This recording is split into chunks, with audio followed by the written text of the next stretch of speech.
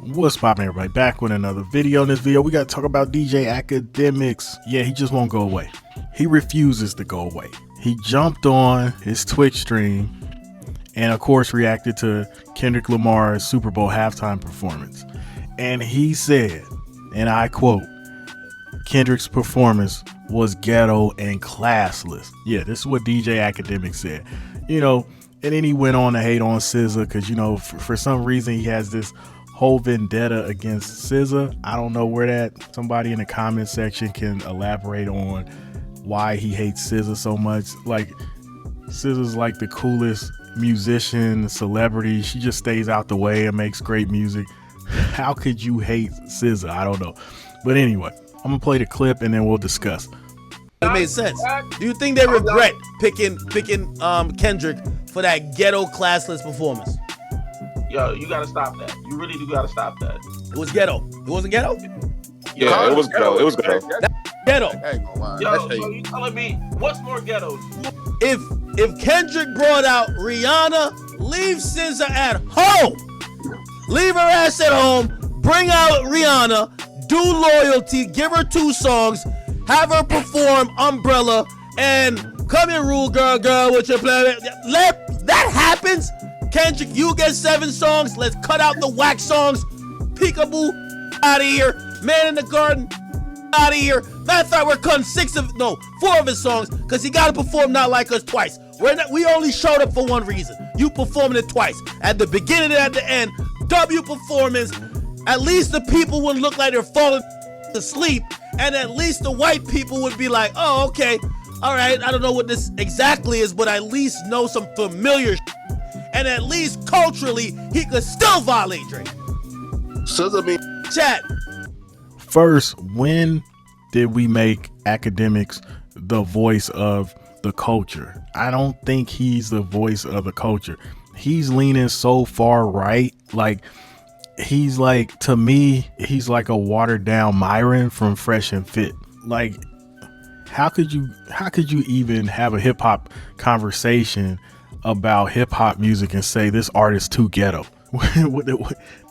Like, hip hop came from the ghetto. Hip hop, you know what I mean? Like, it came from the streets. It is like, it's crazy that in 2025, a hip hop journalist or commentary guy is going to say, yeah, Kendrick Lamar's performance was too ghetto and it was classless. What? I mean, I can stomach that coming from like Anthony Fantano, whatever, that one guy that does me, you know, but not like, if you're supposed to be like part of the hip hop culture and a hip hop journalist or commentary person, how could you say Kendrick Lamar is too ghetto? And the same people that echo what Akademiks is talking about, they be the same people that say, man, that's wrong. They should have had Lil Wayne perform. So if you think Kendrick Lamar is too ghetto, what would people think if Lil Wayne hit the stage and did all his classic Lil Wayne songs? Like, that would be the epitome of ghetto then. All right, so let's start with, you know, Punch from TDE jumped on Twitter. And he didn't say Ak's name, but I feel like this was in response to Akademiks and a lot of people, a lot of streamers jumping on like their platforms, dogging out Kendrick Lamar's Super Bowl performance. So I feel like Punch jumped on Twitter to kind of speak on it. So this is what Punch said. He says, seeing all the commentary surrounding the Super Bowl performance, it's showing that we have lost sight of what we've always fought for, to be who we are as artists of hip hop culture. Since when did we want to fit in with the mainstream? LOL. Sure, we want the mainstream platforms, but only to do us, authentically us. That's what always made hip hop so appealing. And then somebody commented that I think social media does a great job of amplifying the negative echo chambers of people's opinions. Akademiks, because that's what keeps people hooked on these platforms. I thought that comment was great, you know, add on to what Punch said. Yeah, that's what I mean. Like, what are you expecting the halftime performance to be if you're an artist and you can't be yourself? And then you got people saying, oh, that's ghetto and classless. What part was ghetto? Was it Serena Williams sea walking? Was it just SZA hitting the stage performing? Was it Kendrick's like, you know, him doing Not Like Us, the song everybody wanted to hear.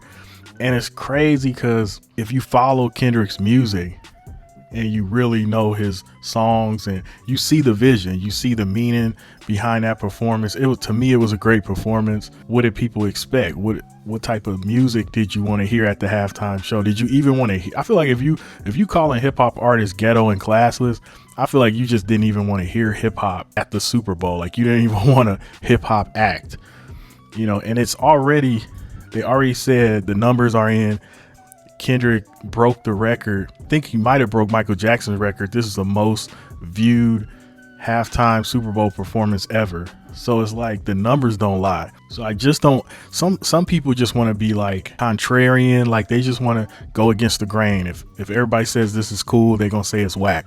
If everybody says this is dope music, they're going to say it's not good.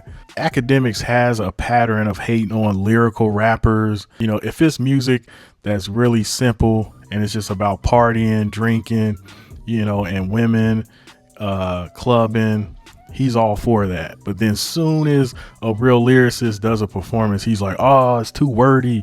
It's too many metaphors. Don't nobody want to hear that. Da, da, da. And he starts screaming about nobody wants to hear lyrics. And it's almost like he feels threatened by real hip hop culture or hip hop purists or any substance in music. He feels like threatened and almost like he doesn't want hip hop to be intelligent or have a deep meaning or empower people. He just calls it, oh, this is pro-black music and it's ghetto and classless. And it's like weird because it's like he's bringing in like far right-wing perspectives into hip hop, and it's like convoluting the whole discussion about what's real hip hop, what's dope hip hop music. And it's really telling because it's like what is he doing? Like, what? I don't understand it. It is like nobody agrees with you on that. I don't think anybody's going to look at a hip hop performance and say, oh, that's too ghetto. When is that a thing? Like, is Tablet Kweli too ghetto? Is Mos Def too ghetto? Is Wu-Tang too ghetto? Is MF Doom too ghetto? Is I can go on and on. Is Jay-Z too ghetto? I believe Jay-Z actually had a song called Too Ghetto or something in the past. But anyway, is Nas too ghetto? You know, was DMX too ghetto? Is Lil Wayne too ghetto? I just don't understand how a hip hop fan can listen to a Kendrick Lamar halftime performance and say it's too ghetto. That's crazy to me. Also, this guy on Twitter said Akademiks went from bragging about leaking the set list. When that didn't work, now he's calling his halftime show ghetto and classless, sounding like he getting paid by the far right. That's what I mean. He thought people was going to care that he leaked the Kendrick Lamar halftime show set list, and nobody cared. People was like, so what? Like, and okay, good for you. And he was trying to make a big thing like, they're suing me, they're probably going to try to sue me.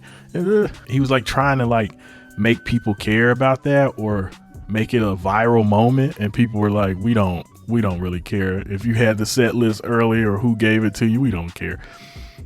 So then he pivots from that to the halftime performance was ghetto and classless. Akademiks just keep catching L after L, and it's just like unnecessary L's.